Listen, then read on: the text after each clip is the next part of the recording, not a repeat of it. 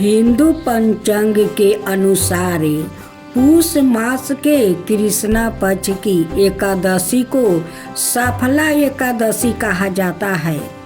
साल की पहली एकादशी काफ़ी खास है क्योंकि इस दिन श्री हरि की पूजा करने से व्यक्ति को हर क्षेत्र में सफलता प्राप्ति होती है।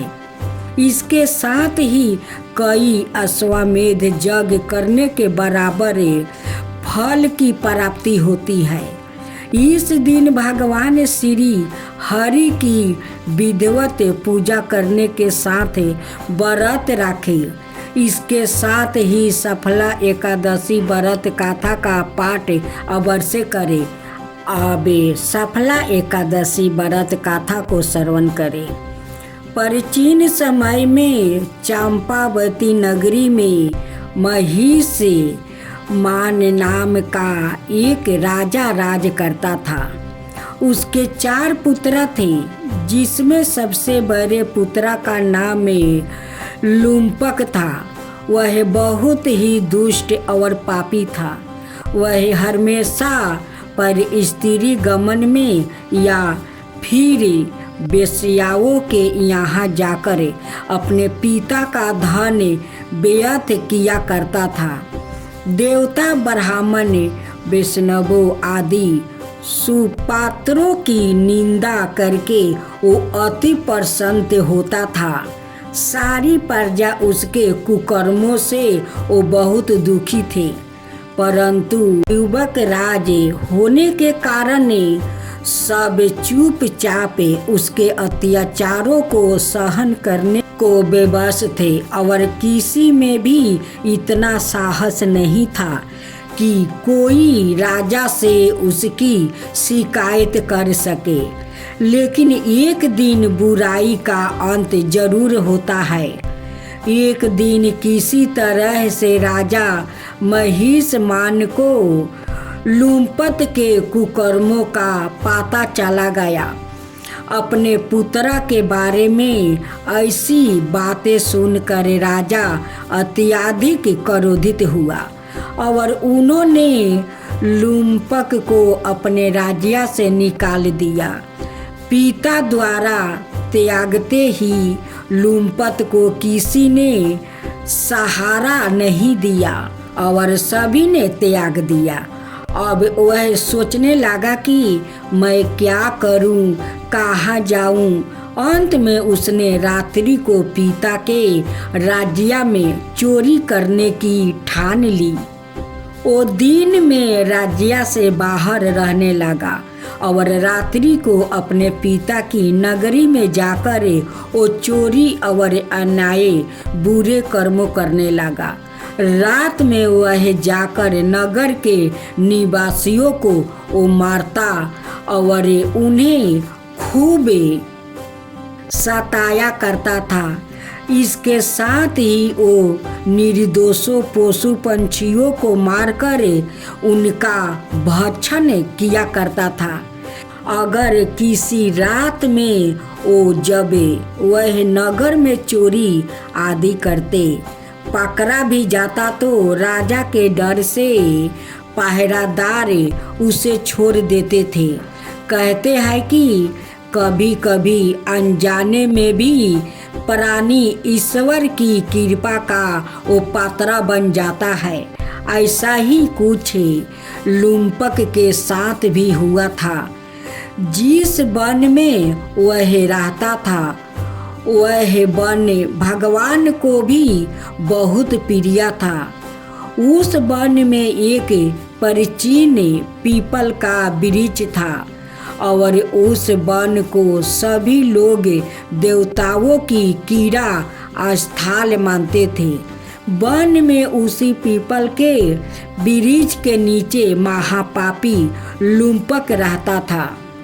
कुछ दिन बाद पूष मास के कृष्णा पक्ष की 10वीं के दिन वस्त्रहीन होने के कारण लुम्पक तेज ठंड से वो मूर्छित हो गया। ठंड के कारण वह रात को सो ना सका और उसके हाथ पैर अकड़ गया। वह रात बड़ी कठिनता से वो बीती, किंतु सूर्य के उदय होने पर भी उसकी मूर्छित नहीं टूटी। वह जयो का तयो पारा रहा। सफला एकादशी की दोपहर तक वह पापी मूर्छित ही पारा रहा। जब सूर्य के तपने से उसे कुछ गर्मी मिली, तब दोपहर में कहीं उसे होश आया और वह अपने स्थान से उठकर किसी प्रकार चलते हुए वन में भोजन की खोज में वो फिरने लगा। उस दिन वह शिकार करने में असमर्थ था, इसलिए पृथ्वी पर गिरे हुए फलों को लेकर पीपल के वृक्ष के नीचे गया। तब तक भगवान सूर्य अस्ताचल को प्रस्थान कर गए। भूखा होने के बाद भी वह उन फलों को ना खा सका, क्योंकि वह निर्त जीवों को मारकर उनका मांस खाता था और कहा उसे फल खाना तनिक भी अच्छा नहीं लगा। अतः उसने उन फलों को पीपल की जड़ के पास रख दिया और दुखी होकर बोला, हे ईश्वर, यह फल आपको ही अर्पण है। इन फलों से आप ही दीपित हो जाए। ऐसा कहकर वो रोने लगा और रात को उसे नींद नहीं आई। वह सारी रात रोता रहा। इस प्रकार उस पापी से अनजाने में ही एकादशी का उपवास हो गया। उस महापापी के इस उपवास और रात्रि जागरण से भगवान श्री हरि अत्यंत प्रसन्न हो गए और उसके सभी पाप नष्ट हो गया। सुबह होते ही एक दिव्या रथ अनेक सुंदर वस्तुओं से साजा हुआ आया और उसके सामने खड़ा हो गया। उसी समय आकाशवाणी हुई, हे युवक राज, भगवान नारायण के प्रभाव से तेरे सभी पाप नष्ट हो गया है। अब तू अपने पिता के पास जाकर राज्य प्राप्ति कर। जिस दिन तू उपवास किया, सारा रात्रि जागरण किया, उस दिन सफला एकादशी था। उस लिए तेरे सारे पाप नष्ट हो गया। युवक राज बोला, भगवान, अब मैं हर महीना का एकादशी व्रत का पालन करूंगा। अब महालक्ष्मी व्रत कथा। प्राचीन काल की बात है। एक गांव में एक ब्राह्मण रहता था। वह ब्राह्मण नियम अनुसार भगवान विष्णु का वो पूजन प्रतिदिन करता था। उसकी भक्ति से प्रसन्न होकर भगवान विष्णु ने उसे दर्शन दिया और इच्छा अनुसार वरदान देने का वो वचन दिया। ब्राह्मण ने माता लक्ष्मी का वास अपने घर में होने का वरदान मांगा। ब्राह्मण के ऐसा कहने पर भगवान विष्णु ने कहा, यहाँ मंदिर में प्रतिदिन एक औरत आती है और वह यहाँ गोबर के उपले थापती है। वही माता लक्ष्मी है। तुम उन्हें अपने घर में आमंत्रित करो। देवी लक्ष्मी के चरण तुम्हारे घर में पड़ने से तुम्हारा घर धन धनाई से भर जाएगा। ऐसा कहकर भगवान विष्णु अदृश्य हो गए। अब दूसरे दिन सुबह ही ब्राह्मण देवी लक्ष्मी के इंतजार में मंदिर के सामने आकर बैठ गया। जब उसने लक्ष्मी जी को गोबर के उपले थापते हुए देखा तो उन्होंने उन्हें अपने घर पधारने का आग्रह किया। ब्राह्मण की बात सुनकर लक्ष्मी जी समझ गई कि यह बात ब्राह्मण को विष्णु जी ने ही कही है, तो उन्होंने ब्राह्मण को महालक्ष्मी व्रत करने की वो सलाह दी। लक्ष्मी जी ने ब्राह्मण से कहा कि तुम 16 दिनों तक महालक्ष्मी व्रत करो और व्रत के आखिरी दिन चंद्रमा का पूजन करके अर्घ देने से तुम्हारा व्रत पूर्ण हो जाएगा। ब्राह्मण ने भी महालक्ष्मी के कहे अनुसार व्रत किया और देवी लक्ष्मी ने भी उसकी मनोकामना पूर्ण की। उसी दिन से यह व्रत श्रद्धा से किया जाता है। अब तुलसी की कथा।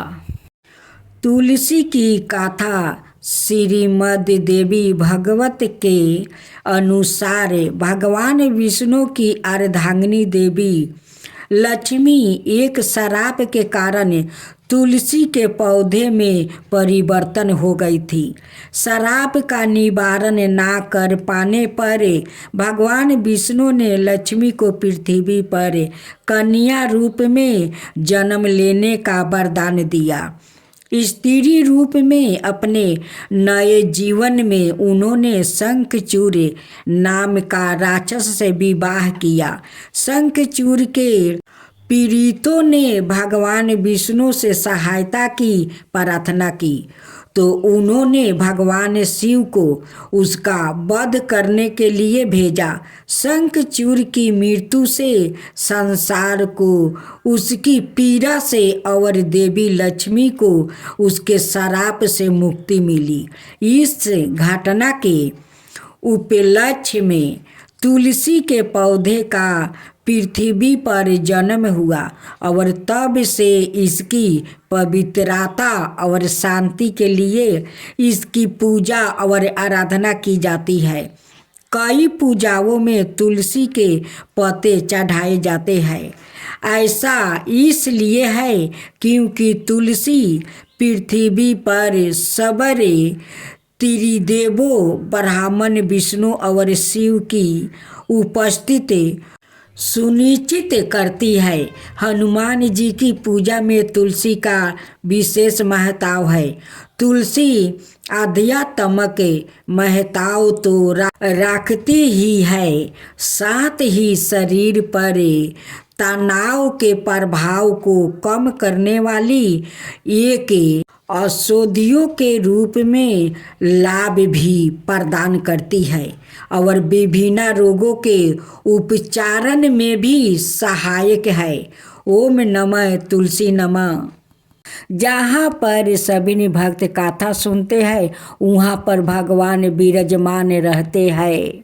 भगवान के कृपा से संसार चलता है। भगवान तो हर किसी के हृदय में वास लेते हैं। जो श्रद्धा भाव से कथा सुनते हैं उनके हृदय में भगवान वास ले लेते हैं और अपना भक्तों को हमेशा वो ख्याल रखते हैं।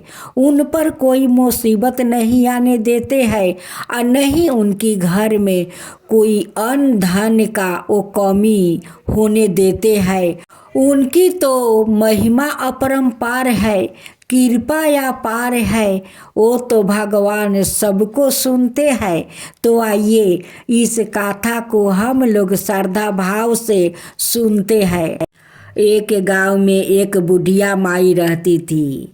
उसका इस संसार में कोई नहीं था, इसलिए वो अकेली ही अपना जीवन बिता रही थी। एक दिन उस गांव में एक साधु महाराज आए।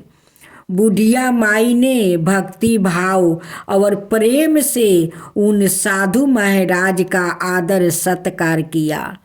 जब साधु महाराज जाने लगे तो बुढ़िया माई ने कहा, महात्मा जी, आप तो ईश्वर के परम भक्त हैं। कृपा करके मेरा अकेलपन दूर करने का कोई उपाय बताइए। मैं अकेलपन से ऊब चुकी हूँ।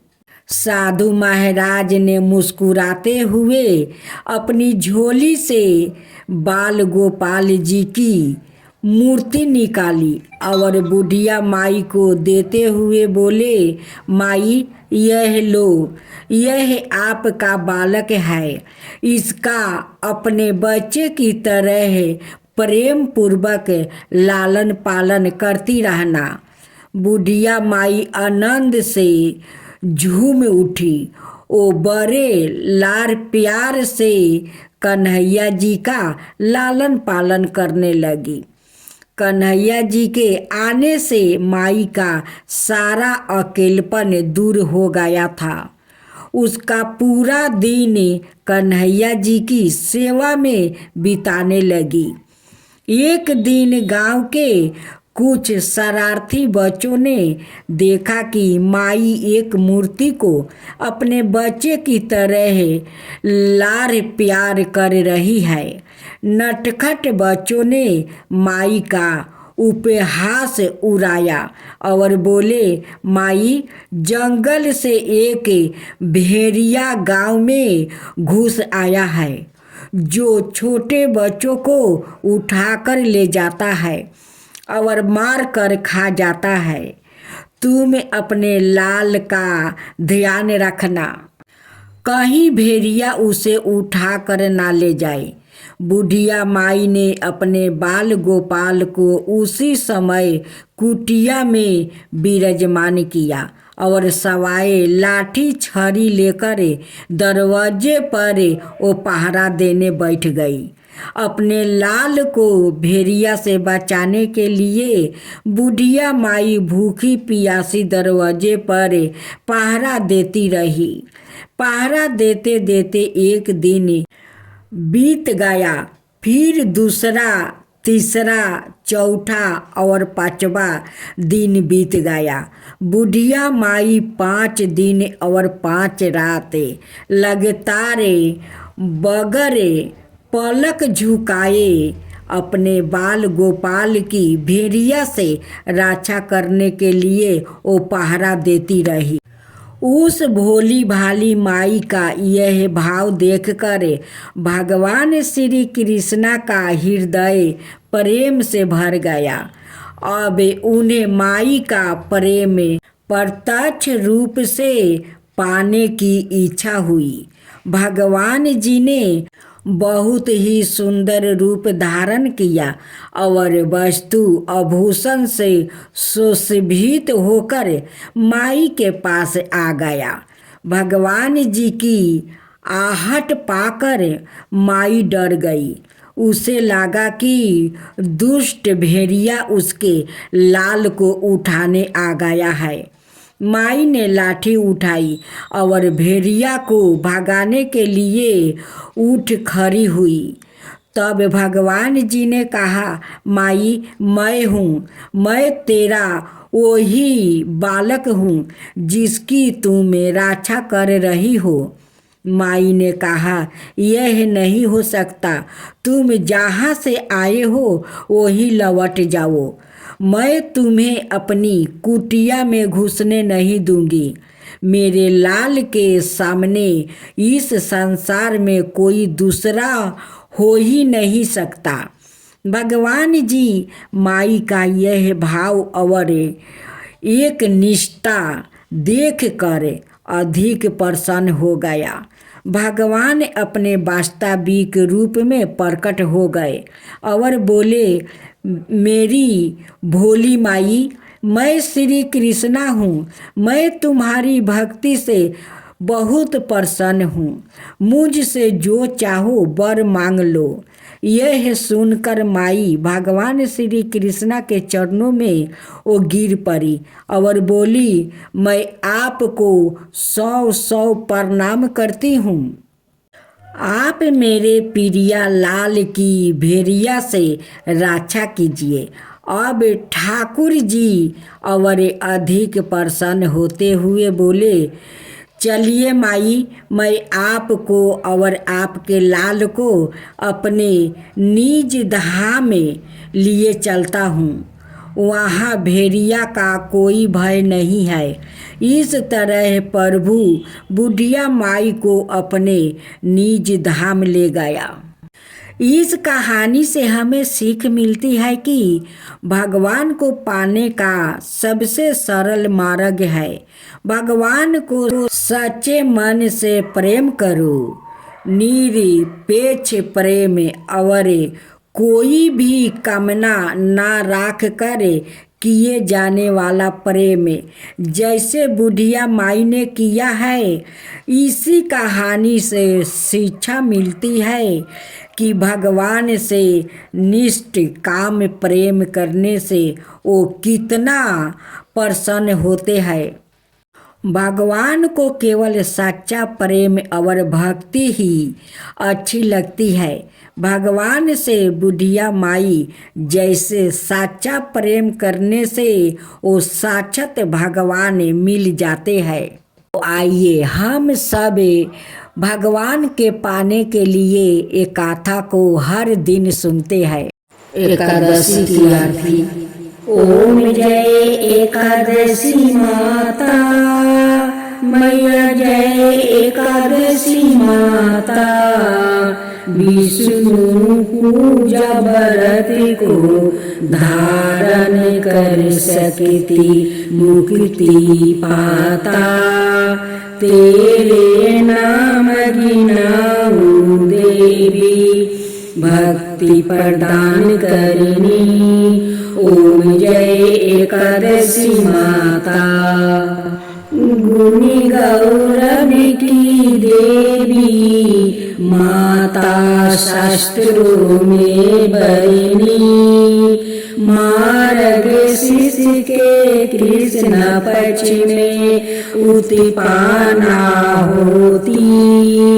शुक्ला पक्ष में मोक्षदायिनी पापों को धरती। पूर्णिमा के कृष्ण पक्ष की सफला नाम कहे। सफला नाम कहे। शुक्ला पक्ष में होए पुत्र राधा आनंद से अधिक रहे।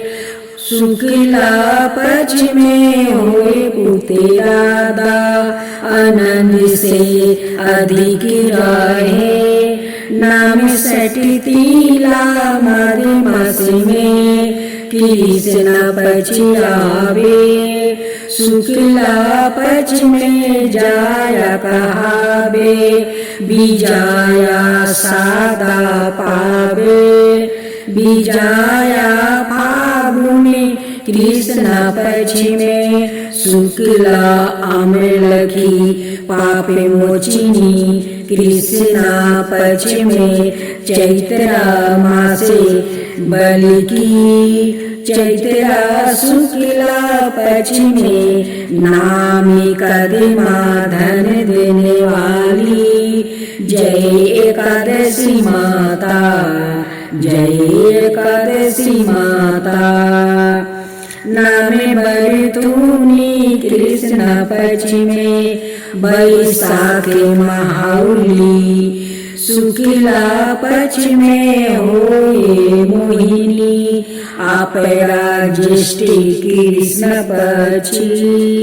नामे निर्जला सब सुख करनी।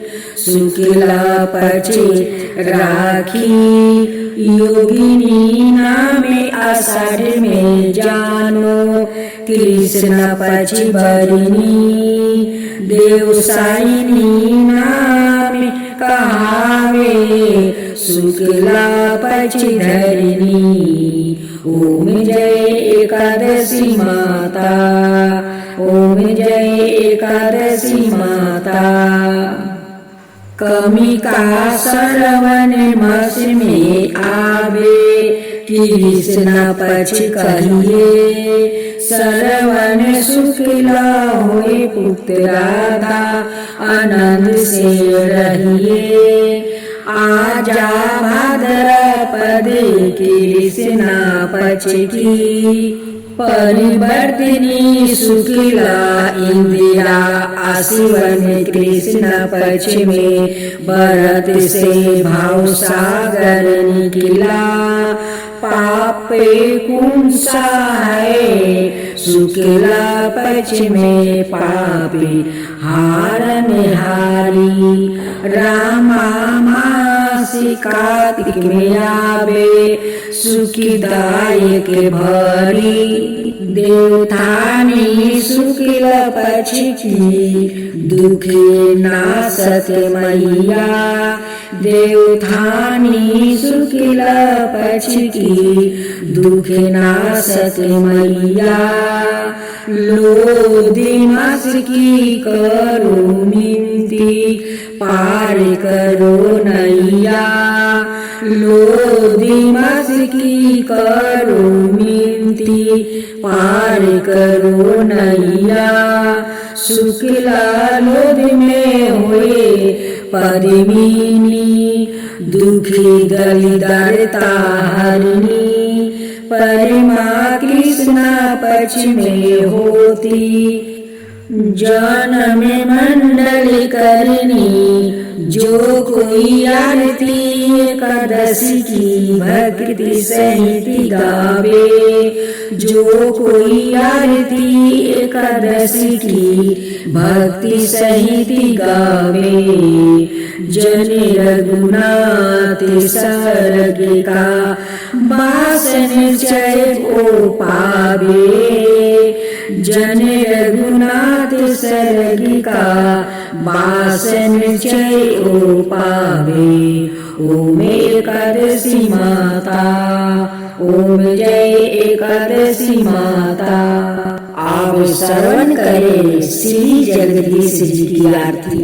ओम जय जगदीश हरे स्वामी, जय जगदीश हरे।